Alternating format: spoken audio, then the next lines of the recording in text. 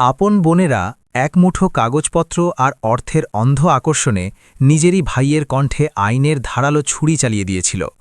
যে ভাই নিজের যৌবনকে তাদের উজ্জ্বল আগামীর জন্য অগ্নিকুণ্ডের বলিদানের মতো সাহা করে দিয়েছিল, সেই ভাইকেই আজ তারা আদালতের দ্বারপ্রান্তে টেনে নিয়ে এসেছিল। দৃশ্যটি এতই করুণ ছিল যে তা দেখলে পাথরের মতো কঠিন হৃদয়ও গলে যেত। কিন্তু কলিযুগের এই যুগে সম্পর্কের মূল্য হয়তো নোটের মোটা বান্ডিলের নিচে চাপা পড়ে শ্বাসরুদ্ধ হয়ে গিয়েছিল। সূর্যের প্রথম আলো তখনও পৃথিবীতে ভালোভাবে অবতরণ করেনি, তার আগেই রাহুলের দিনটি শুরু হয়ে গিয়েছিল। শান্তিনগর গ্রামের প্রান্তভাগে অবস্থিত রাহা গোশালায় গরুদের ডাক শোনা যাচ্ছিল। রাহুল তার বাবা গোপাল দাসের শেষ স্মৃতিস্বরূপ এই গোশালায় ঘামে সিক্ত শরীর নিয়ে বালতি ভর্তি করে দুধ তোলার কাজ করছিল। ঘাস এবং গোবরের ঘর্ষণে তার হাতের রেখাগুলি শক্ত হয়ে উঠেছিল, কিন্তু তার কপালে এক অদ্ভুত শান্তির ছাপ ছিল। ঠিক সেই সময় তার স্ত্রী সীমা হাতে ধোঁয়া ওঠা চায়ের কাপ নিয়ে এসে খুব স্নেহময় স্বরে বলল, শোনো, আজ একটু দ্রুত হাত চালাও, আজ বাবুজির পুণ্যতিথি। পণ্ডিতজি অবশ্যই আসবেন এবং ঘরে হোম করার প্রস্তুতিও করতে হবে। আর হ্যাঁ, প্রিয়াঙ্কা দিদি এবং নেহা দিদিও তো আসছেন। বোনদের নাম কানে পড়তেই রাহুলের ক্লান্ত মুখমণ্ডলে এমন এক আলো ফুটে উঠল যেন কেউ অন্ধকার কক্ষে আলোক প্রজ্বলিত করে দিয়েছে। সে বালতিটি নিচে রেখে গামছা দিয়ে ঘাম মুছে মুছে হাস্যোজ্জ্বল মুখে বলল, আরে হ্যাঁ সীমা, প্রিয়াঙ্কা এবং নেহা আসছে। গতকাল তো টেলিফোনে বলছিল যে হয়তো আসতে পারবে না, কিন্তু এখন তাদের খবর এসেছে যে তারা রাস্তায় রয়েছে। তুমি একটি কাজ করো, পূজার ভোগের পর তাদের জলপানে কচুরি এবং আলুর সবজি তৈরি করে নাও। আমি এখনই গিয়ে তাদের পছন্দের জিলেবি এবং পেড়া নিয়ে আসছি। রাহুল তার বোনদের জন্য যে কোনো স্তর পর্যন্ত যেতে প্রস্তুত ছিল। ৩৫ বছরের রাহুল নিজে শুকনো খাদ্য খেয়ে পেট পূর্ণ করত, পুরনো পোশাক পরে দিন অতিবাহিত করত, কিন্তু বোনদের আগমনের কথা শুনলে তার আনন্দের সীমা থাকত না। সে বাজারের দিকে এমনভাবে ছুটল যেন কোনো শিশু মেলায় যাচ্ছে। কিন্তু বেচারা রাহুল জানত না যে আজ তার বোনদের আসার পিছনের প্রকৃত উদ্দেশ্য ভাইয়ের কবজিতে ভালোবাসার সুতো বাঁধা নয়, বরং তার গলায় বিপদের ফাঁস পড়ানো। বাড়ির উঠোনে তুলসী গাছের পাশে মা লক্ষ্মী দেবী তার হুইল চেয়ারে বসেছিলেন। রোগ তার দেহকে জীর্ণ করে দিয়েছিল, তিনি চলাফেরায় সম্পূর্ণ অক্ষম ছিলেন। কিন্তু নিজের দুই কন্যা প্রিয়াঙ্কা এবং নেহাকে এতদিন পর দেখে তার বৃদ্ধ চোখে মমতার আলো জ্বলে উঠল। দুই বোন দামি বেনারসি শাড়ি পরে হাতে সোনার চুড়ি বাজিয়ে এক আলাদা অভিজাত্যের সাথে গাড়ি থেকে নামল। বাড়িতে হোম হল, মন্ত্রোচ্চারণের মাধ্যমে গোপাল দাসের আত্মার শান্তির জন্য প্রার্থনা করা হলো। পূজা শেষ হতেই এবং পণ্ডিতজি বিদায় নিতেই পরিবেশে এক ভারাক্রান্ত নীরবতা নেমে এলো। বড় বোন প্রিয়াঙ্কা সোফায় ছড়িয়ে বসল। তার মুখে সেই আপনত্বের ভাবটি ছিল না যা এক বোনের ভাইয়ের প্রতি থাকা উচিত, বরং এক অদ্ভুত কঠোরতা এবং অস্থিরতা ছিল। সে তার ছোট বোন নেহার দিকে এক ইঙ্গিত করল এবং তারপর রাহুলের চোখের দিকে তাকিয়ে রূঢ় স্বরে বলল, রাহুল, বাবা চলে গিয়েছেন অনেক বছর হয়েছে। তুমি এই পৈতৃক জমি এবং গোশালার ওপর দখল জমিয়ে রেখেছ। আমরা চাই এখন এর পাকা হিসাব নিকাশ হয়ে যাক। আমাদের অংশ চাই। ঘরে এমন নীরবতা ছড়িয়ে পড়ল যেন কেউ খুশিময় পরিবারের আনন্দের গলা টিপে ধরেছে। রাহুলের হাত থেকে জলের গ্লাসটি প্রায় পড়ে যাচ্ছিল।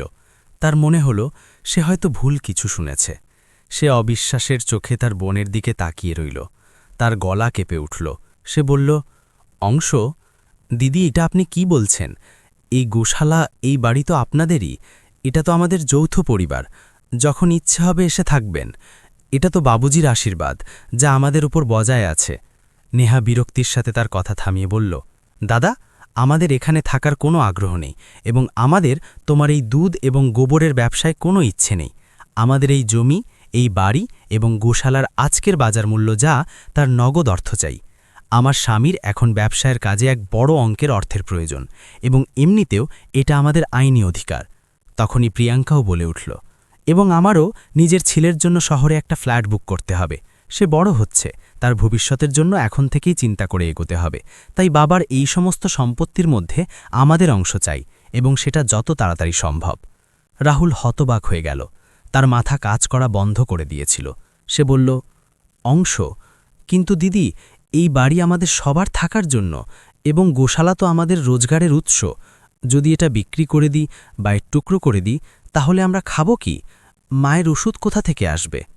প্রিয়াঙ্কা খুব স্পষ্ট এবং কঠোর শব্দে বলল, রাহুল, আমাদের এই সব আবেগময় কথায় ফাঁসানোর চেষ্টা করো না এবং আমাদের ইমোশনাল ব্ল্যাকমেলও করো না। 2005 সালের আইন বলে যে বাবার সম্পত্তিতে মেয়েদের সমান অধিকার আছে।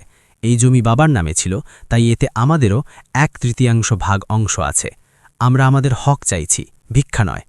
পিছন থেকে লক্ষ্মী দেবীর কড়া কণ্ঠস্বর এলো। কোন মুখে তোমরা হক চাইছ?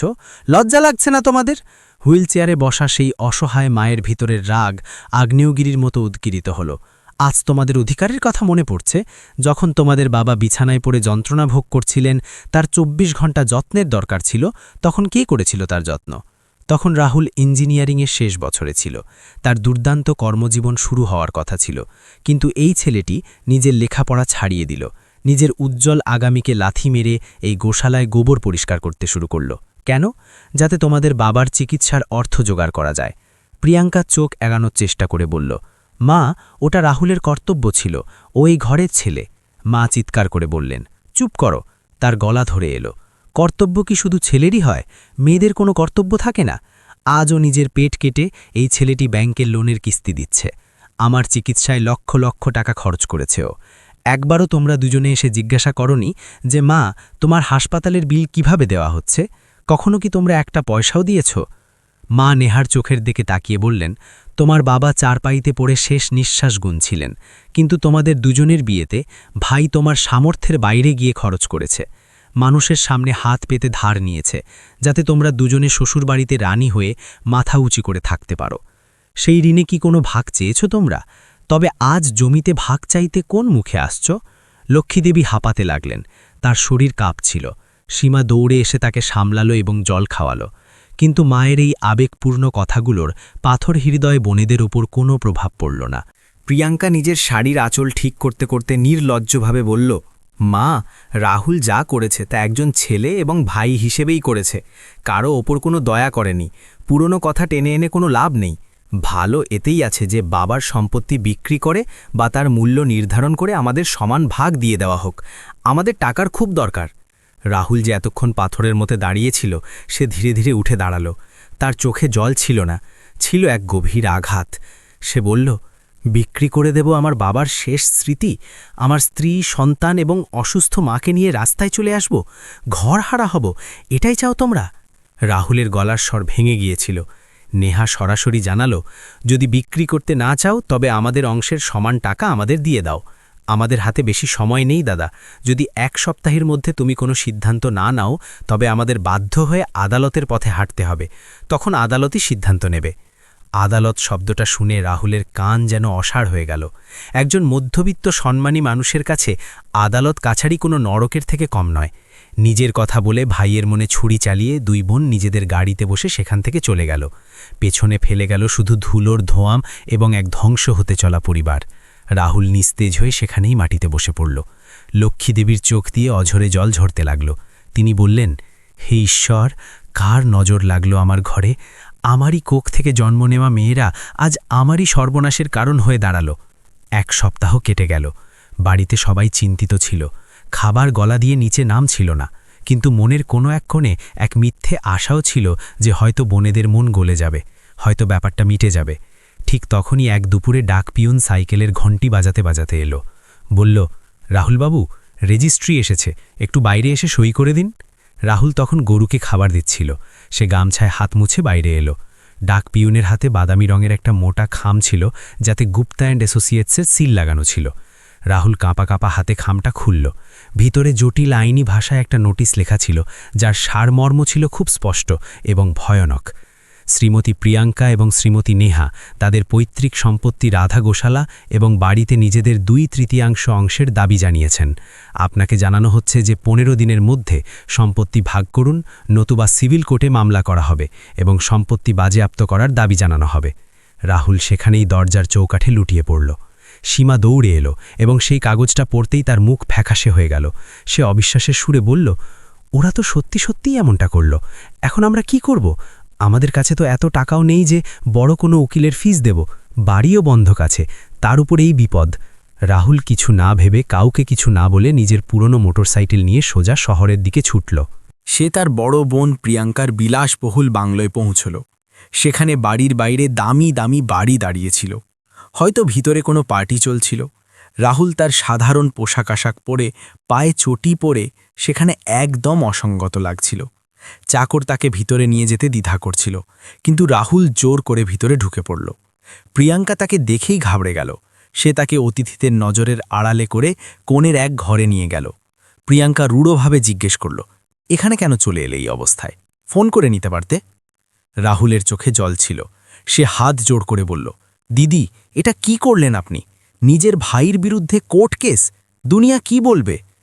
প্রিয়াঙ্কা বিরক্তির সাথে বলল, দেখো রাহুল, দুনিয়ার কথা আমি জানি না, কিন্তু আমার টাকা চাই। আমরা 1 কোটির একটা ফ্ল্যাট দেখেছি, তার ডাউন পেমেন্টের জন্য আমার বাবার জমির অংশ চাই এখনই। রাহুল বাচ্চাদের মতো অনুনয় করে বলল, দিদি, আমি কি না বলছি, কিন্তু জমি বিক্রি করলে আমার গোশালা বন্ধ হয়ে যাবে। আমি রাস্তায় বসে পড়ব, আমার বাচ্চারা কোথায় যাবে? আপনি শুধু 2 বছর অপেক্ষা করুন, আমি পরিশ্রম করে একটা পয়সা জমিয়ে আপনার টাকা মিটিয়ে দেব। আমার ইজ্জত নিয়ে কোর্টে তামাশা করবেন না। তখনই রাহুলের জামাইবাবু অজয় হাতে মদের গ্লাস নিয়ে ঘরে ঢুকলেন। তার মুখে অহংকার স্পষ্ট দেখা যাচ্ছিল। তিনি বললেন, তুমি 2 বছরে কি মেটাবে রাহুল? তোমার যোগ্যতা কি? 2 টাকার আয় নেই তোমার, আর কথা বলো কোটির? আমাদের আজকের মার্কেট ভ্যালু চাই, ক্যাশ টাকা চাই, তোমার ফাঁকা প্রতিশ্রুতি নয়। অজয় এক ধাপ এগিয়ে এসে রাহুলের বুকে আঙুল দিয়ে গুতিয়ে বলল, আর শোনো, যদি তুমি সহজে জমি বিক্রি না করো, তবে আমরা কোর্ট থেকে স্টে অর্ডার নিয়ে আসব। তোমার এই লক্কর গোশালায় তালা ঝুলে যাবে। তখন না দুধ বিক্রি হবে, না সংসার চলবে। এখন তুমি ঠিক করো, সম্মানের সঙ্গে বিক্রি করবে নাকি জুতোর বাড়ি খেয়ে। রাহুল অপমানের বিষ পান করে সেখান থেকে ফিরে এলো। সে বুঝে গিয়েছিল যে সম্পর্কের রক্ত এখন জল হয়ে গিয়েছে। রাত অনেক হয়েছিল। বাইরে ঝিঝি পোকার ডাক খুব ভয়ঙ্কর লাগছিল। মায়ের কাছে বসে রাহুল ফুপিয়ে ফুপিয়ে কাঁদছিল। সে বলল, মা, আমাদের কাছে তো পরের কিস্তি দেওয়ার টাকা নেই, উকিলকে কোথা থেকে দেব? সব শেষ হয়ে গেল মা। লক্ষ্মীদেবী সীমাকে ইশারায় ডাকলেন এবং কোণে রাখা এক পুরনো লোহার সিন্দুক খুলতে বললেন। সেখান থেকে ন্যাপথলিনের গন্ধ আসছিল। কাপড়ের নিচে চাপা দেওয়া এক পুরনো ময়লা পুটলি ছিল। মা কাঁপা কাঁপা হাতে সেই থলিটি রাহুলের দিকে বাড়িয়ে দিলেন। রাহুল ভারী গলায় জিজ্ঞেস করল, এটা কি মা? লক্ষ্মীদেবী বললেন, বিপদে কাজে লাগবে ভেবে তোর ঠাকুমা আমাকে দিয়েছিলেন, এবং আমি আজ পর্যন্ত আগলে রেখেছি। ওরা ধর্ম এবং সম্পর্ক ছেড়ে আইনের রাস্তা বেছে নিয়েছে, তবে আমরাও এবার ধর্মযুদ্ধ লড়ব, আইনের মাধ্যমেই লড়ব। ভগবানের চেয়ে বড় কোনো বিচারক নেই, তাই বিচার তো হবেই। যা বাবা, উকিল ধর এবং মামলা লড়, এই মায়ের আশীর্বাদ তোর সঙ্গে আছে। রাহুল কাঁপা কাঁপা হাতে সেই থলি খুলল। তাতে 10, 20 এবং 50 টাকার মোচড়ানো পুরনো নোট ছিল, এবং সাথে কয়েকটা পুরনো সোনার দুল এবং একজোড়া ভারী রূপোর নূপুর। এটা এক মায়ের সারা জীবনের সঞ্চয় ছিল, যা তিনি নিজের ইচ্ছাগুলোকে মেরে জমিয়েছিলেন। রাহুল বাচ্চাদের মতো মায়ের কোলে মাথা রেখে কেঁদে ফেলল। তার চোখের জলে মায়ের শাড়ি ভিজে গেল। সে বলল, মা, আমি কসম খাচ্ছি, এই গোশালা, এই বাবুজির মন্দির আমি বিক্রি হতে দেব না। যা হয় হয়ে যাক, আমার শরীরের শেষ বিন্দু রক্ত ঝরে যাক, কিন্তু আমি আমার পরিবারের ছাদ কেড়ে নিতে দেব না। সেই রাতে এক ভেঙে পড়া ছেলেকে তার মায়ের আশীর্বাদ এক যোদ্ধায় পরিণত করে দিয়েছিল। এখন লড়াই সম্পত্তির ছিল না, ছিল আত্মসম্মানের, সত্য এবং মিথ্যার। কিন্তু রাহুল জানত না যে আদালতের লড়াই এতটা সহজ হয় না। সেখানে সত্যকে মিথ্যা এবং মিথ্যাকে সত্য প্রমাণ করার জাদুকররা বসে থাকে। সকাল 11টা বেজে গিয়েছিল এবং জেলা আদালতের সেই ঘরটি লোকে ভর্তি ছিল। বাতাসে পুরনো কাগজের গন্ধ এবং মানুষের অস্থিরতা মিশেছিল। কাঠগড়ায় রাহুল এক অপরাধীর মতো দাঁড়িয়েছিল, মাথা নিচু করে হাত জোড় করে। তার অপরাধ কি ছিল? তার অপরাধ হয়তো শুধু এটাই ছিল যে সে তার বোনেদের খুব ভালোবাসত। তার বোনেদের খুশির জন্য সে তার পুরো জীবন, স্বপ্ন, যৌবন সবকিছু ত্যাগ করে দিয়েছিল। ঠিক সামনের বেঞ্চে তার নিজের বোন প্রিয়াঙ্কা এবং নেহা বসেছিল। দামি রেশমি শাড়ি পরা, চোখে ব্র্যান্ডের চশমা এবং কানে হিরের টপস জলজল করছিল। তাদের দেখে কেউ বলতে পারত না যে তারা নিজেদের ভাইয়ের ধ্বংসের তামাশা দেখতে এসেছে। তাদের মুখে এক অদ্ভুত বিজয়ের হাসি ছিল, যা রাহুলের বুক চিড়ে দিচ্ছিল। বিচারক বিজয় সিং নিজের উঁচু চেয়ারে এসে বসলেন। পুরো কোর্টরুমে এক সম্মানজনক নীরবতা নেমে এলো। তিনি টেবিলের ওপর রাখা সেই ভারী ফাইলটি খুললেন এবং চশমার উপর দিয়ে এক গভীর নজর রাহুলের ওপর দিলেন। তার গলায় আইনের কঠোরতা ছিল। তিনি বললেন, মিস্টার রাহুল, আইনত আপনার বোনেদের বাবার সম্পত্তিতে সমান অধিকার আছে। হিন্দু উত্তরাধিকার আইন 2005 অনুযায়ী মেয়েরাও ছেলেদের মতোই সমান ভাগিদার। আপনি কেন তাদের অংশ দিতে অস্বীকার করছেন? আপনি কি আদালতের সময় নষ্ট করতে চাইছেন? রাহুল ধীরে ধীরে মাথা তুলল। রাতের পর রাত না ঘুমোনো এবং কান্নায় তার চোখ লাল হয়ে গিয়েছিল। সে কাঁপা কাঁপা স্বরে বলল, জাজ সাহেব, আমি আইন মানতে অস্বীকার করছি না, আমি ভারতের সংবিধানকে সম্মান করি, কিন্তু আমার বোনেরা সেই জমিতে অংশ চাইছে যার ওপর তৈরি গোশালা দিয়ে আমি আমার পরিবারের জন্য দুবেলার খাবার জোগাড় করি। সেই জমির ওপর আমার অসুস্থ মায়ের শ্বাসটুকু টিকে আছে। সে এক গভীর শ্বাস নিল এবং নিজের বুকে হাত রেখে বলল, আমি মানি জাজ সাহেব যে বাবার সম্পত্তিতে মেয়েদের হক থাকে এবং থাকা উচিত, কিন্তু জাজ সাহেব, হকের সঙ্গে কর্তব্যও তো জড়িত থাকে নাকি সেটা শুধু ছেলেদের অংশেই আসে? রাহুলের গলার স্বর এবার ধরে এলো। সে বলল, যখন আমার বাবা গোপাল দাসের লিভার সিরোসিসের মতো ভয়ানক রোগ হয়েছিল তখন আমার বয়স মাত্র 18 বছর ছিল।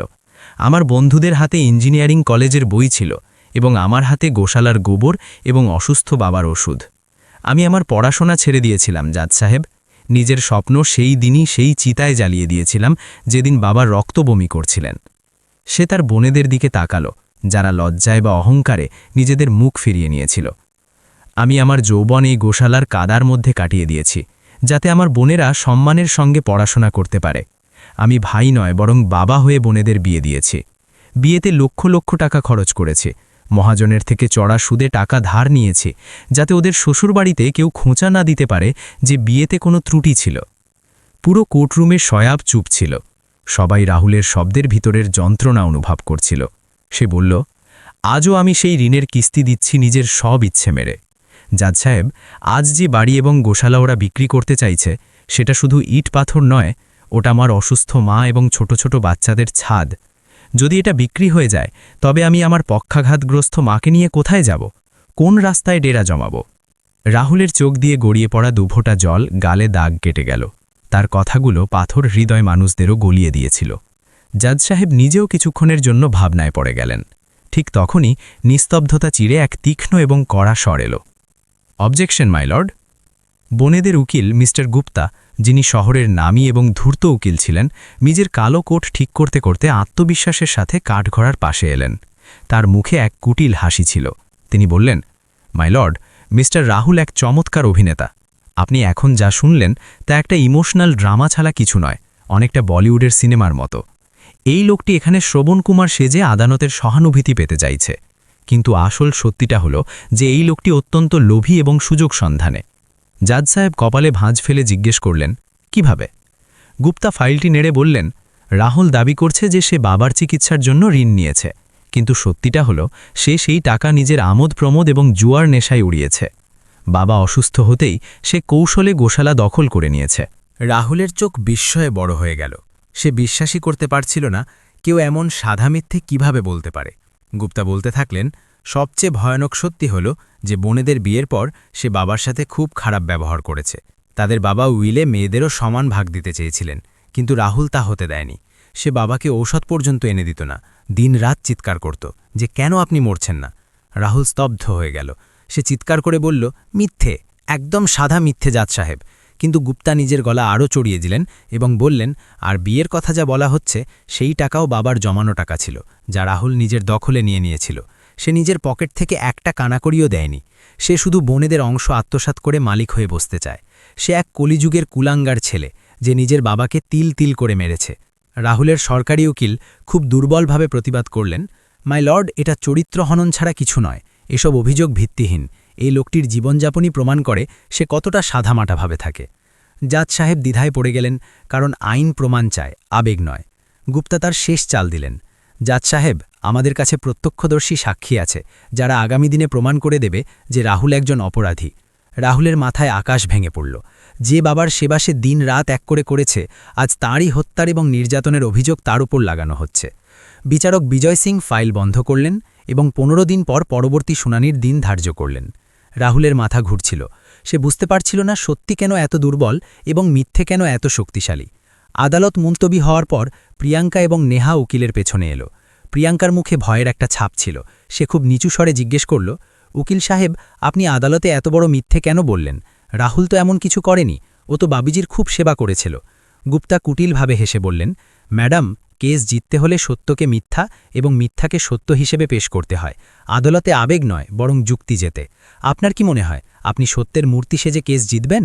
যদি সম্পত্তি চাই তবে এসব করতে হবে। প্রিয়াঙ্কা তখনও ভয়ে সিঁটিয়েছিল, তার বিবেকের দংশন কাজ করছিল। 1 সপ্তাহ পর রাখি পূর্ণিমার পবিত্র উৎসব এলো, কিন্তু রাহুলের বাড়িতে উৎসবের কোনো আমেজ ছিল না। রাহুল সকালে উঠে স্নান করে তৈরি হয়েছিল। সে তার পুরনো জামাটাই ইস্ত্রি করে পড়েছিল এই আশায় যে হয়তো রাখির উৎসবে বোনেদের মন গলবে এবং তারা সব ঝগড়া ভুলে ভাইকে রাখি বাঁধতে আসবে। সে বাজার থেকে তাদের পছন্দের মিষ্টিও এনেছিল, কিন্তু ঘণ্টা পার হয়ে দুপুর হলো, কেউ এলো না। রাহুলের 8 বছরের মেয়ে অনন্যা এবং 6 বছরের ছেলে রোহন তৈরি হয়ে এলো। রোহন তার বাবার হাত ধরে বলল, বাবা দেখো, দিদি কত সুন্দর রাখি বেঁধেছে, কিন্তু তোমার কবজি ফাঁকা কেন? পিসি কেন এখনও আসেনি? রাহুল কান্নারত গলায় বলল, বাবা তোমাদের পিসিদের এখন আর ভাই চাই না, ওদের শুধু টাকা প্রিয়, ওরা আর কোনোদিন আসবে না। বলতে বলতে সে ভেঙে পড়ল। এক বাবাকে বাচ্চাদের মতো কাঁদতে দেখে দেয়ালগুলোও যেন শিউরে উঠল। সীমা রাহুলকে সামলাতে এলে রাহুল বলল, যারা টাকার লোভে আমাকে বাবার খুনি বলতে পারে, তারা কি আজ রাখি বাঁধতে আসবে? অনন্যা এবং রোহন ভয় পেয়ে গিয়েছিল। তাদের কাছে তাদের বাবা এক সুপার হিরো ছিলেন। তারা কিছুক্ষণ পর ঘর থেকে 2টি মাটির ভাঁড় নিয়ে এলো, যাতে তারা 1 পয়সা করে জমিয়েছিল। রোহন রাহুলের চোখের জল মুছিয়ে দিল। অনন্যা বলল, বাবা তুমি প্লিজ কেঁদো না, এই নাও আমাদের জমানো সব টাকা, তুমি এই টাকাগুলো পিসিকে দিয়ে দাও এবং বলো যে তোমাকে যেন আর কষ্ট না দেয় এবং তোমাকে রাখি বেঁধে দেয়।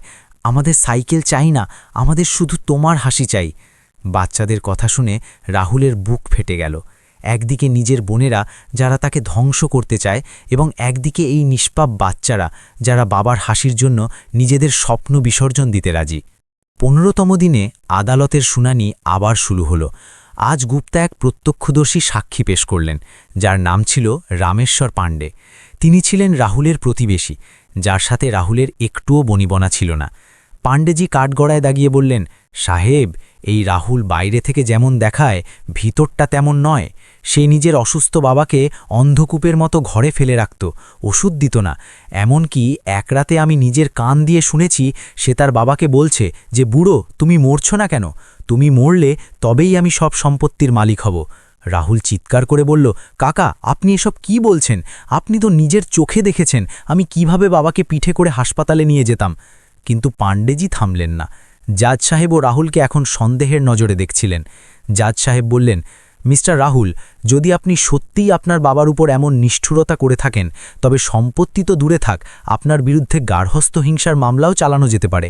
বিচারক আবার 15 দিন সময় দিলেন। রাহুল নিথর হয়ে দাঁড়িয়ে রইল। গুপ্তা তার কানে এসে ফিসফিস করে বলল, হার মেনে নাও রাহুল, এখন ভগবানও তোমাকে বাঁচাতে পারবে না। একদিকে প্রিয়াঙ্কা এবং নেহা নিজেদের জয় নিশ্চিত জেনে হাসছিল, কিন্তু রাহুল পুরোপুরি ভেঙে পড়েছিল। তবে বিচারক বিজয় সিং একজন অভিজ্ঞ মানুষ ছিলেন।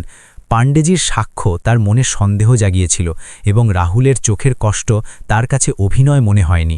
তাই তিনি একটি গোপন তদন্তের সিদ্ধান্ত নিলেন। রাহুল অসহায় হয়ে বাড়ি ফিরে এলো। সে জানত না যে আগামী সময় তার জন্য ন্যায় নিয়ে আসবে নাকি বিনাশ। ঠিক সেই বিকেলবেলা শান্তিনগরের আকাশ ধূসর হয়ে গিয়েছিল, যেন প্রকৃতিও রাহুলের ভিতরের ঝড়ের জন্য শোক পালন করছে। আদালত থেকে মিথ্যের বিজয় এবং সত্যের পরাজয় দেখে ফিরে রাহুল খটিয়ার ওপর এক পরাজিত সৈনিকের মতো বসে পড়ল। বাড়ির উঠোনে এক অদ্ভুত নীরবতা ছড়িয়েছিল। গোশালা থেকে গরুগুলোর করুণ ডাক ভেসে আসছিল, যেন ওরাও কিছু বুঝতে পারছিল তাদের মালিকের ওপর দিয়ে কি যাচ্ছে। রাহুলের স্ত্রী সীমা, যে সবসময় এক মজবুত স্তম্ভের মতো তার পাশে দাঁড়িয়ে থাকত, আজ তার চোখেও ভয় স্পষ্ট দেখা যাচ্ছিল। সে মাটিতে বসে তার শাশুড়ি লক্ষ্মীদেবীর ফুলে যাওয়া পায়ে সর্ষের তেলের মালিশ করছিল। লক্ষ্মীদেবীর বুড়ো চোখ দুটি শূন্যে তাকিয়েছিল। হয়তো তিনি ঈশ্বরের কাছে জিজ্ঞেস করছিলেন যে তার ছেলের পরীক্ষা আর কতদিন চলবে। ঠিক তখনই লোহার প্রধান ফটকে এক হালকা কিন্তু স্পষ্ট টোকা পড়ল। নীরবতার মধ্যে সেই শব্দ হাতুড়ির চোটের মতো লাগল। সীমা ঘাবড়ে গিয়ে দরজার দিকে তাকালো। রাহুল তো নিজের সুদবুদ হারিয়ে ফেলেছিল, তাই সীমা আঁচল ঠিক করে ইতস্তত করতে করতে দরজার দিকে এগিয়ে গেল। সে ভয় মেশানো গলায় জিজ্ঞেস করল, কে? মনের মধ্যে এই আশঙ্কাই ছিল যে আবার কোনো কোর্টের নোটিশ বা পুলিশ এলো না তো। সামনে প্রায় 42-43 বছরের এক ব্যক্তি দাঁড়িয়েছিলেন। সাধারণ প্যান্ট শার্ট পরা, কাঁধে একটা পুরনো ঝোলা ব্যাগ ঝোলানো এবং হাতে একটা কালো ডায়েরি। তার মুখে এক শান্ত গাম্ভীর্য ছিল। ইনি ছিলেন তদন্তকারী অফিসার সুরেশ রাও, যাকে বিচারক বিজয় সিং মামলার একদম গভীরে গিয়ে দুধের দুধ এবং জলের জল আলাদা করার জন্য গোপনভাবে পাঠিয়েছিলেন। জজ সাহেব জানতেন যে আদালতের নথিপত্রে অনেক সময় সত্য দম বন্ধ হয়ে মারা যায়, তাই তিনি সুরেশ রাওকে এক বিশেষ মিশনে পাঠিয়েছিলেন। তবে শর্ত ছিল এই যে তাকে নিজের আসল পরিচয় গোপন রাখতে হবে। সুরেশ রাও খুব মার্জিত এবং ভরসাযোগ্য স্বরে বললেন, নমস্কার বৌদি, আমি একজন উকিল, আমার নাম সুরেশ। রাহুলজি আমার কাছে তার কেসের ব্যাপারে কিছু পরামর্শ চেয়েছিলেন এবং আমি সেই সূত্রেই কেসের গভীরতা বুঝতে এবং কিছু পুরনো কাগজপত্র দেখতে এসেছি। আমি কি ভিতরে আসতে পারি? সীমা স্বস্তির নিঃশ্বাস ফেলল। অন্তত এটি কোনো সরকারি বিপদ ছিল না। সে তাড়াতাড়ি উঠোনে পড়ে থাকা একটা প্লাস্টিকের চেয়ার নিজের আঁচল দিয়ে ঝাড়ল এবং বিনীতভাবে বলল, আসুন উকিলবাবু, উনি তো ভিতরেই বসে আছেন, খুব চিন্তায় আছেন, হয়তো আপনিই কোনো রাস্তা বের করে দেবেন, প্লিজ বসুন। সুরেশ রাও উঠোনে পা রাখলেন। তার অভিজ্ঞ চোখ এক পলকেই ঘরের আর্থিক অবস্থা বুঝে নিল।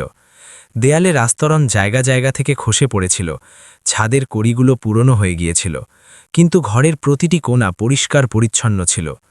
তুলসী গাছের পাশে প্রদীপ জ্বলছিল, যা বলছিল যে এই ঘরে দারিদ্র থাকলেও সংস্কার এখনও বেঁচে আছে।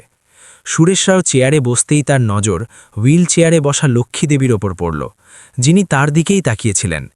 সুরেশ রাও খুব আদর এবং আপনত্বের সাথে জিজ্ঞেস করলেন, মা প্রণাম, শরীর কেমন আছে আপনার এখন? এই বয়সে কোর্ট কাছারির কথা শুনে মন খুব খারাপ হয়, তাই না?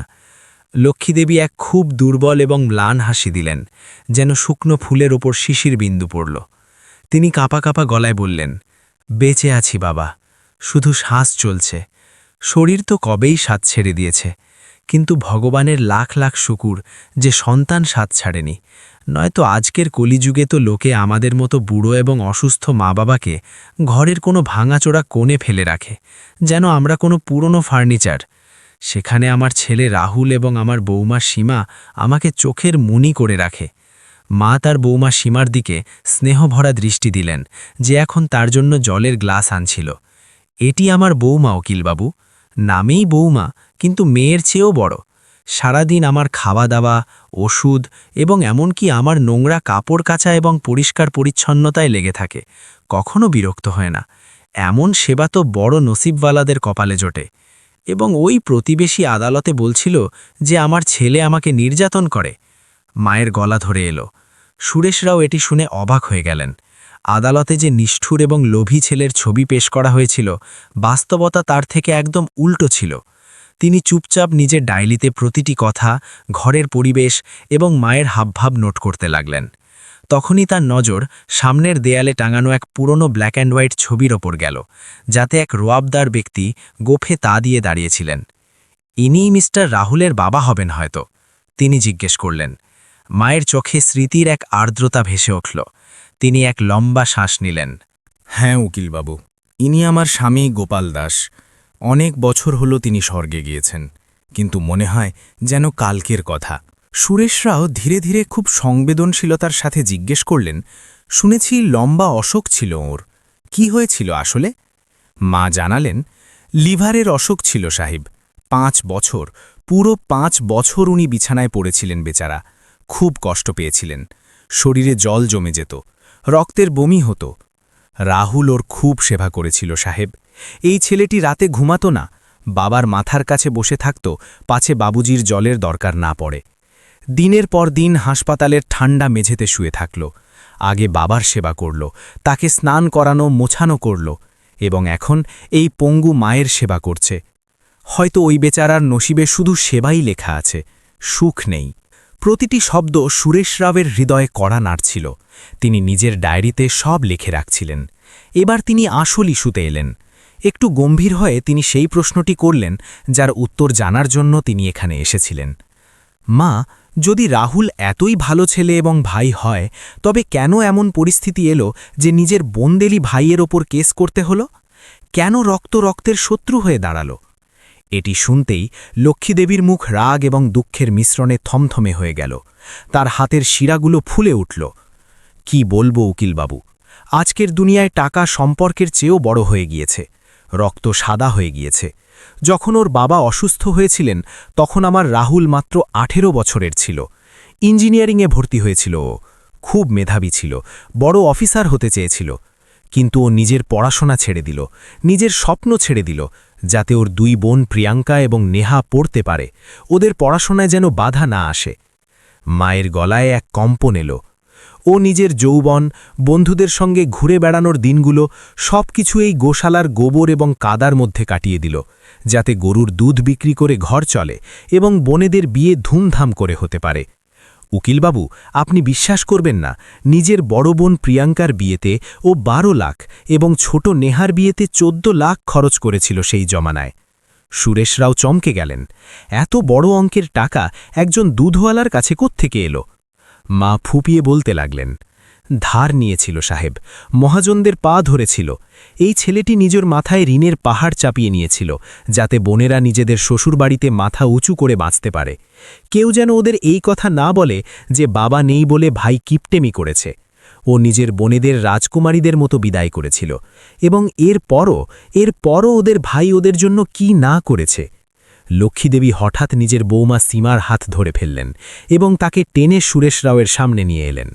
একটু দেখুন উকিলবাবু, আমার বৌমার হাত দেখুন, কবজি একদম ফাঁকা, শুধু 2-4টে কাঁচের চুড়ি আছে। সীমা লজ্জা পেয়ে নিজের হাত সরিয়ে নেওয়ার চেষ্টা করল, কিন্তু মা ছাড়লেন না। শরম করিস না বৌমা, সত্যকে সামনে আসতে দে। উকিলবাবু, 3 বছর আগে নেহার বাচ্চা অসুস্থ হয়েছিল, ওর কোনো বড় রোগ হয়েছিল। ও কাঁদতে কাঁদতে নিজের ভাইয়ের কাছে টাকার সাহায্য চেয়েছিল। রাহুলের কাছে টাকা ছিল না।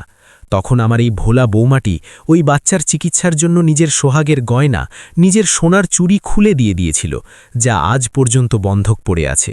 আমরা সুদ দিচ্ছি যাতে নেহার ছেলে বেঁচে থাকে। সুরেশরাও স্তব্ধ হয়ে গেলেন।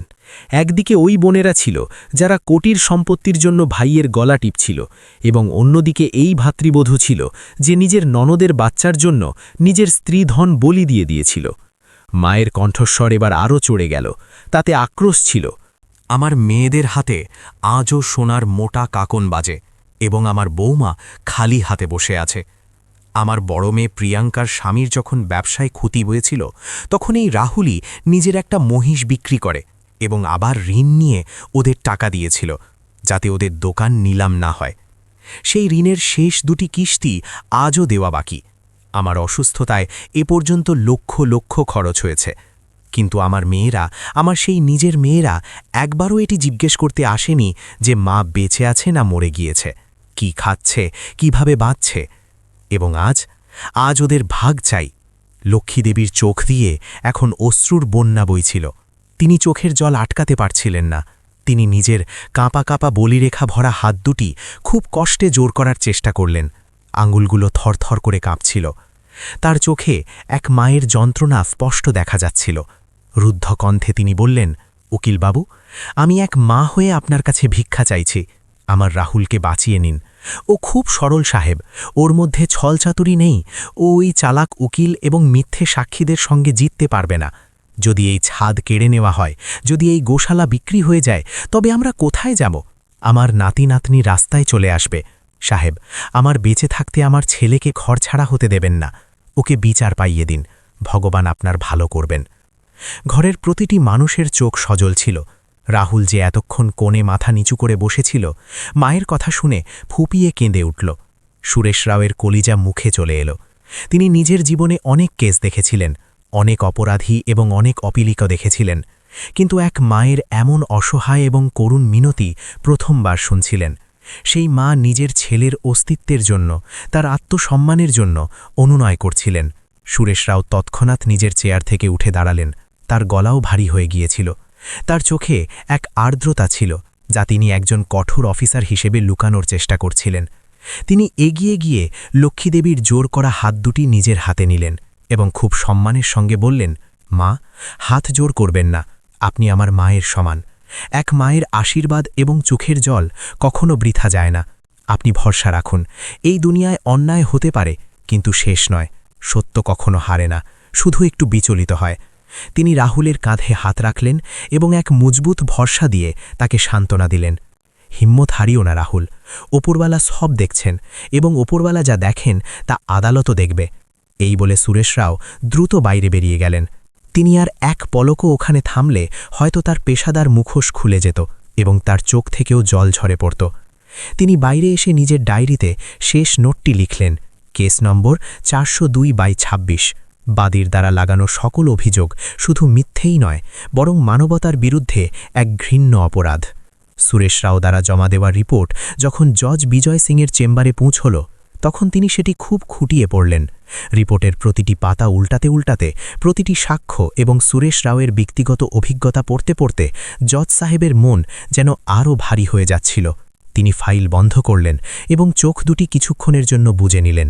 আইনের চেয়ারে বসা মানুষটিও তো শেষমেশ রক্তমাংসের মানুষই হয়। তার সামনে এখন পুরো ছবি পরিষ্কার ছিল। একপাশে ত্যাগ এবং তপস্যার মূর্তি রাহুল, এবং অন্যদিকে লোভ এবং স্বার্থের প্রতিমূর্তি তার বোনেরা। পরের দিন সকালে আদালতের কার্যক্রম আবার শুরু হতে চলছিল। শহরে চর্চা ছিল যে আজ রাহুলের কেস শেষ হয়ে যাবে এবং রায় বণীদের পক্ষেই আসবে, কারণ আইন এবং সাক্ষীরা তাদের সঙ্গে ছিল। কিন্তু কেউ জানত না যে ন্যায়ের দেবীর চোখে পট্টি বাঁধা থাকলেও জজের বিবেকের চোখে নয়। আদালতের ঘর আবার ভরতে শুরু করল। রাহুল নিজের জায়গায় দাঁড়িয়েছিল, একদম শান্ত, যেন সে নিজের নিয়তি মেনে নিয়েছে। কিন্তু আজ হাওয়ার গতি বদলাতে চলছিল। আজ ঝড় অন্যদিকে বইতে চলছিল। সুরেশরাও কোর্টরুমের এক কোণে সাধারণ পোশাকে চুপচাপ দাঁড়িয়েছিলেন। কেউ ঘুণাক্ষরেও জানত না যে এটি সেই ব্যক্তি যেই কেসের মোড় ঘুরিয়ে দিয়েছে। জজ সাহেব নিজের চেয়ারে এলেন, হাতুড়ির খা পড়ল এবং কার্যক্রম শুরু হল। কিন্তু এইবার জজ সাহেবের চোখে সেই নরম ভাবটা ছিল না যা আগেরবার ছিল, বরং এক এমন আগুন ছিল যা মিথ্যেকে পুড়িয়ে ছাই করে দেবার জন্য তৈরি ছিল। রাহুলের মুখ শুকনো ছিল, চোখ বসে গিয়েছিল এবং শরীর যেন ক্লান্তিতে ভেঙে পড়ছিল। উকিলদের রোজগার ফিস এবং কোর্টের চক্কর তাকে আর্থিক এবং মানসিকভাবে ভেঙে দিয়েছিল। জজ বিজয় সিং সিটে বসতেই রাহুল হাত জোড় করল। তার গলায় এক অদ্ভুত ভয়ার্থ স্থিরতা ছিল। মাই লর্ড, আমি হার মেনে নিয়েছে। এখন আমার মধ্যে আর লড়ার শক্তি নেই। না আমার কাছে উকিলকে দেওয়ার মতো টাকা বেঁচে আছে, না নিজের নির্দোষিতা প্রমাণ করার জন্য কোনো প্রমাণ। আমার বোনেরা যা চাইছে আমি তা দিতে রাজি। আমি বাড়ি এবং গোশালা সব এদের নামে করে দেব। শুধু আমাকে এই রোজকার তামাশা এবং এই অপমান থেকে মুক্তি দিন। আমি আমার পরিবারকে নিয়ে কোথাও দূরে চলে যাব। এটি শুনতেই প্রিয়াঙ্কা এবং নেহার মুখে এক নিষ্ঠুর বিজয়ের হাসি ফুটে উঠল। তাদের চোখে কোটি টাকার চমক ছিল। উকিল গুপ্তা চেয়ার থেকে লাফিয়ে উঠে বললেন, মাই লর্ড, যখন বিবাদী নিজেই রাজি, সে নিজের হার স্বীকার করে নিয়েছে, তখন আর বিচারে দেরি কেন? দয়া করে তৎক্ষণাৎ ভাগাভাগির আদেশ দিন এবং ডিগ্রি আমার মক্কেলদের পক্ষে দিন। ঠিক তখনই জাজ বিজয় সিং নিজের চশমা খুললেন এবং সেটি টেবিলে রেখে নিজের তীক্ষ্ণ নজর প্রিয়াঙ্কা, নেহা এবং তাদের উকিল গুপ্তার উপর রাখলেন। এক লম্বা ভারী নিস্তব্ধতার পর তার গম্ভীর কণ্ঠস্বর শোনা গেল, মিস্টার গুপ্তা, আপনার কি মনে হয় আদালত শুধু যুক্তি এবং কাগজের উপর চলে, নাকি আদালতের নিজস্ব কোনো চোখ নেই? কোর্টরুমে নিস্তব্ধতা ছেয়ে গেল। গুপ্তার হাসি মিলিয়ে গেল। গত সপ্তাহে এই কেসের সত্যতা জানার জন্য আদালত একজন কোর্ট কমিশনার নিযুক্ত করেছিল এবং একটি সিক্রেট ইন্সপেকশন অর্থাৎ গোপন তদন্ত করিয়েছিল, যাতে এই কেসের পুরো সত্য যাই চার দেওয়ালের বাইরে আছে তা আদালতের সামনে আসতে পারে। প্রিয়াঙ্কা এবং নেহার মুখে ছাই উঠতে লাগল। বড় বড় চোখ করে তারা একে অপরের দিকে তাকাতে লাগল। তাদের স্বামীদের কপালে ঘাম দেখা দিল। জজ আগে বললেন, গলায় গর্জন ছিল, এবং সেই সিক্রেট ইন্সপেকশনের রিপোর্ট আমার সামনে আছে, এবং সেই রিপোর্টে যা সামনে এসেছে তা শুধু চমকে দেওয়ার মতোই নয়, বরং এটি প্রমাণ করে যে শ্রীমতী প্রিয়াঙ্কা, শ্রীমতী নেহা এবং তাদের উকিল মিস্টার গুপ্তা দ্বারা এই আদালতে শুধু মিথ্যে যুক্তি পেশ করা হয়নি, বরং আদালতের চোখে ধুলো দেওয়ার জন্য মিথ্যে সাক্ষীও সাজানো হয়েছে। এবং যে ভাই এবং ছেলের ওপর সব কিছু গ্রাস করার অভিযোগ লাগানো হচ্ছে, সেই মানুষটি মানুষ নয়, সাক্ষাৎ দেবতা। এটি শুনে রাহুল অবাক হয়ে গেল। সে অবিশ্বাসের দৃষ্টিতে বিচারকের দিকে তাকালো। সেও জানত না যে ইন্সপেকশন কবে হয়েছিল এবং কে এসেছিল। তার সেই উকিলের কথা মনে পড়ল যে কাল সন্ধে তার বাড়ি এসেছিল এবং সব কিছু পরিষ্কার হয়ে গেল। জজ সাহেব নিজের চেয়ারটি একটু এগিয়ে আনলেন এবং টেবিলে রাখা সেই কালো রিপোর্টের ওপর নিজের আঙুল রেখে গম্ভীর স্বরে বললেন, এই রিপোর্টে লেখা আছে যে যেখানে আজকের সময়ে মানুষ অসুস্থ মা বাবাকে বোঝা মনে করে বৃদ্ধাশ্রমে ফেলে আসে, সেখানে রাহুল এবং তার স্ত্রী সীমা নিজেদের লাচার পঙ্গু মায়ের সেবা কোনো সাক্ষাৎ দেবীর মতো করছে। ওই ঘরের প্রতিটি ইট, ওই গোশালার প্রতিটি গরু সাক্ষী যে এই ছেলেটি নিজের সব কিছু উৎসর্গ করে দিয়েছে। তার ঘরের দেওয়ালগুলো থেকে আজও ত্যাগ এবং তপস্যার প্রতিধ্বনি আসে। তাই আমার ব্যক্তিগত দৃষ্টিভঙ্গি থেকে এবং মানবতার ভিত্তিতে শ্রীমান রাহুলের বোনেদের এই সম্পত্তির ওপর কোনো নৈতিক অধিকার নেই। এটি শুনতেই আদালতে শোরগোল পড়ে গেল। কানাকানি শুরু হলো। বিরোধী উকিল গুপ্তা তৎক্ষণাৎ নিজের সিট থেকে উঠে দাঁড়ালেন। তার মুখ লাল হয়ে যাচ্ছিল। অবজেকশন মাই লর্ড, আমরা এখানে নৈতিকতার কথা বলতে আসিনি। মিস্টার রাহুল নিজে রাজি অংশ দিতে। তিনি এখনই আদালতের সামনে কবুল করেছেন এবং আইনের নজরে আবেগ কোনো মানে রাখে না, ধারা মানে রাখে। উকিলের কথা মাঝপথে থামিয়ে দিয়ে জজ সাহেবের কণ্ঠস্বর কোনো সিংহের মতো গর্জে উঠল। মিস্টার গুপ্তা, নিজের সীমার মধ্যে থাকুন। আমি আইনকে আপনার এবং আপনার এই বইগুলোর চেয়ে অনেক ভালো জানি। হ্যাঁ, আইন মেয়েদের তাদের বাবার সম্পত্তিতে হক দেয়, এটি তাদের জন্মগত অধিকার। কিন্তু আইন কি এটিও বলে না যে ব্যক্তি নিজের কর্তব্য থেকে মুখ ফিরিয়ে নেয়, যে নিজের মা বাবার বার্ধক্যের সাহারা হয় না, সে কেবল অধিকার পাওয়ার যোগ্য কিভাবে হতে পারে? তিনি আদালতে উপস্থিত প্রতিটি মানুষকে শুনিয়ে আগে বললেন, এই লোকটি, এই রাহুল, নিজের পুরো জীবন নিজের বোনেদের উপর লুটিয়ে দিয়েছে, নিজের ইঞ্জিনিয়ারিং পড়াশোনা ছেড়েছে, নিজের উজ্জ্বল স্বপ্ন ভেঙেছে, নিজের ভবিষ্যৎ ছেড়েছে যাতে ওর বোনেরা পড়তে পারে, এগোতে পারে। ও ওদের বিয়েতে লক্ষ লক্ষ টাকা খরচ করেছে, ওদের প্রতিটি বিপদে ঢাল হয়ে দাঁড়িয়েছে, এবং আজ সেই বোনেরাই নিজের ভাইকে ধ্বংস করতে উঠে পড়ে লেগেছে শুধু সামান্য কিছু টাকার জন্য। জজ সাহেবের স্বর এখন ইস্পাতের মতো শক্ত হয়ে গেল। তিনি নিজের চশমার পেছন থেকে প্রিয়াঙ্কা এবং নেহার চোখের দিকে সরাসরি তাকালেন। তার দৃষ্টি এত তীক্ষ্ণ ছিল যে দুই বোন কেঁপে উঠল। প্রিয়াঙ্কাজি, নেহাজি, আদালত আপনাদের কিছু জিজ্ঞেস করতে চায়, এবং মনে রাখবেন যে আপনারা শপথ নিয়েছেন। রাহুল কি তীব্র আর্থিক অনটন সত্ত্বেও নিজের পেট কেটে আপনার ছেলের হার্ট অপারেশনের জন্য টাকা দেয়নি? নেহাজি, ও কি নিজের স্ত্রী সীমার সোহাগের গয়না, তার মঙ্গলসূত্র পর্যন্ত বন্ধক দিয়ে দেয়নি যাতে আপনার শ্বশুরবাড়িতে আপনার সম্মান বজায় থাকে? এবং প্রিয়াঙ্কাজি, ও কি আপনার স্বামীর ডুবতে বসা ট্রান্সপোর্ট বিজনেস বাঁচানোর জন্য নিজের ওপর ব্যাংকের ঋণের পাহাড় চাপিয়ে নেয়নি, যা ও আজ পর্যন্ত নিজের পরিশ্রমের আয় থেকে শোধ করছে?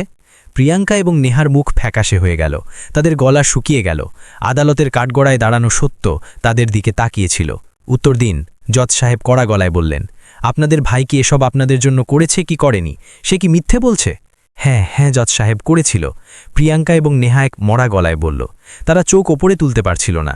এরপর জজ সাহেব কঠোরভাবে বললেন, তার মানে সেই ঋণ, সেই এহসান আজও রাহুলের মাথার ওপর আছে, এবং আপনারা দুজনে এখানে নির্লজ্জের মতো সম্পত্তির অংশের কথা বলছেন?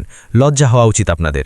এক ভাই যে বাবা হয়ে আপনাদের মানুষ করল, আজ আপনারা তারই কবজি কাটতে এসেছেন। উকিল গুপ্তা পরিস্থিতি সামলানোর চেষ্টা করল। সে দেখছিল তার কেস হাত থেকে বেরিয়ে যাচ্ছে। কিন্তু মাইলর্ড, আইন আবেগ দিয়ে চলে না। অ্যাক্ট অনুযায়ী মেয়েদের সমান অংশ পাও না, এবং আমরা আমাদের হক নিয়ে ছাড়ব। জজ বিজয় সিং টেবিলে হাত মারলেন। মিস্টার গুপ্তা, আইন শুধু অধিকার নয়, ন্যায়ের রক্ষার জন্য তৈরি হয়েছে। আইনের উদ্দেশ্য সমাজকে জোড়া, ভাঙা নয়। কিন্তু তবুও জজ সাহেব এক লম্বা শ্বাস নিলেন এবং হঠাৎ শান্ত হয়ে গেলেন। যদি মিস্টার রাহুল চান, আপনারা আদালতকে বিভ্রান্ত করেছেন। একজন দেবতা সমান ভাইয়ের ওপর, যে নিজের বৃদ্ধা মায়ের যত্ন নিচ্ছে, তার ওপর মিথ্যে অভিযোগ দিয়েছেন, মিথ্যে সাক্ষী উপস্থাপন করেছেন এবং আদালতের মূল্যবান সময় নষ্ট করেছেন। এটি আইনের মন্দির, আপনাদের কিটি পার্টির হল নয়। তিনি নিজের রায় ঘোষণা করতে শুরু করলেন। কলম কাগজের ওপর দ্রুত গতিতে চলছিল। এই অপরাধে এবং আদালত অবমাননা করার জন্য আদালত আপনাদের দুই বোনের ওপর, প্রিয়াঙ্কা এবং নেহার ওপর 2 লক্ষ টাকার জরিমানা আরোপ করছে। এই অর্থ আপনাদের 7 দিনের মধ্যে, 1 সপ্তাহের মধ্যে রাহুলকে ক্ষতিপূরণ এবং মানসিক যন্ত্রণার বদলে প্রদান করতে হবে, যাতে ভবিষ্যতে আপনাদের মনে থাকে যে মিথ্যে কেস করার ফলাফল কি হয়। আর মিস্টার গুপ্তা, জজ সাহেব উকিলের দিকে তাকালেন, যে এখন ঘামে ভিজে জবে হয়ে গিয়েছিল। আদালতকে বিভ্রান্ত করা, মিথ্যে সাক্ষী তৈরি করা এবং তথ্য লুকানোর অপরাধে আপনাকে ওকালতি করা থেকে বার কাউন্সিলের সদস্যপদ থেকে 3 মাসের জন্য সাসপেন্ড করা হচ্ছে। এরপরে যদি কখনো এমন পুনরায় হয়, কোনো অনৈতিক কাজ পাওয়া যায়, তবে আপনার ওকালতির লাইসেন্স চিরতরে বাতিল করে দেওয়া হবে এবং আপনার ওপর অপরাধমূলক মামলা চালানো হবে।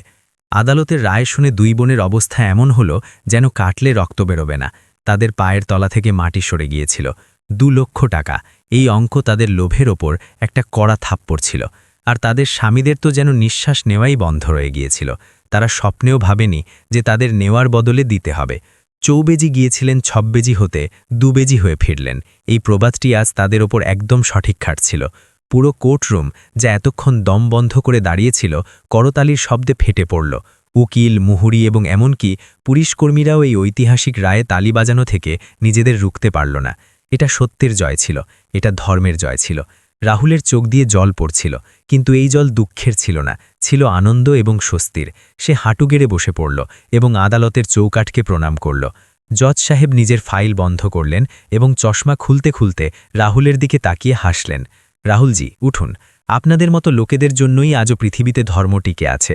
যান নিজের গোশালা সামলান, নিজের স্ত্রী সন্তানদের খেয়াল রাখুন আর নিজের মায়ের সেবা করুন। আজকের পর আপনার বোনেরা বা দুনিয়ার কোনো শক্তি আপনাকে বিরক্ত করবে না। এই আদালত আপনার পাশে আছে। রাহুল যখন কোর্ট থেকে বাইরে এলো তখন সন্ধে হয়ে গিয়েছিল, কিন্তু তার জন্য এটা ছিল এক নতুন সকাল। তার মাথা গর্বে উঁচু ছিল, তার চলায় ছিল এক আত্মবিশ্বাস। অন্যদিকে তার বোনেরা এবং তাদের স্বামীরা, যারা নিজেদের মাটির সাথে মিশে যাওয়ার মতো অবস্থায় খুঁজে পাচ্ছিল, তারা নজর না মিলিয়ে চোরের মতো মুখ লুকিয়ে নিজেদের গাড়িতে বসে সেখান থেকে চম্পট দিল। তাদের অহংকার চূর্ণ বিচূর্ণ হয়ে গিয়েছিল। রাহুল বাইরে এসে আকাশের দিকে তাকালো। ঠান্ডা বাতাস তার মুখ ছুঁয়ে যাচ্ছিল। তার মনে হলো যেন মেঘের মাঝখান থেকে তার বাবা গোপাল দাস হাসছেন। সে মনে মনে সুরেশ রাওকে ধন্যবাদ জানালো, যিনি ভিড়ের মাঝে কোথাও হারিয়ে গিয়েছিলেন। তিনি সত্যিকারের কৃষ্ণ হয়ে এসেছিলেন, যিনি মহাভারতের এই যুদ্ধে পাণ্ডবদের সম্মান বাঁচিয়ে নিয়ে গিয়েছিলেন। বাড়ি পৌঁছে যখন রাহুল মায়ের চরণে মাথা রাখল এবং জানালো যে গোশালা বেঁচে গেছে, বাড়ি বেঁচে গেছে, আর এখন কেউ অংশ চাইবে না, তখন লক্ষ্মীদেবী তাকে জড়িয়ে ধরলেন। আমি জানতাম বাবা, আমি জানতাম যে আমার কানহা কখনো অন্যায় হতে দেবে না। সত্য পেরেশান হতে পারে, পরাজিত নয়। সেই রাতে রাহুলের বাড়িতে আবার প্রদীপ জ্বলল। বাচ্চাদের মাটির ব্যাংকগুলো আবার আলমারিতে রেখে দেওয়া হলো, কারণ এখন সেগুলো ভাঙার দরকার ছিল না। সীমা সবার জন্য পায়েস বানালো, আর শান্তিনগরের সেই ছোট্ট গোশালায় আবার খুশিরা করা নাড়ল। এই কাহিনী আমাদের শেখায় যে আইনের ধারা যতই জটিল হোক না কেন, যদি আপনার কর্ম সত্য হয় এবং নিয়ত পরিষ্কার থাকে, তবে ন্যায়ের পাল্লা শেষ পর্যন্ত আপনার পক্ষেই ঝোঁকে। আর যারা অন্যদের জন্য গর্ত খোঁড়ে, প্রায়ই তারা নিজেরাই তাতে পড়ে।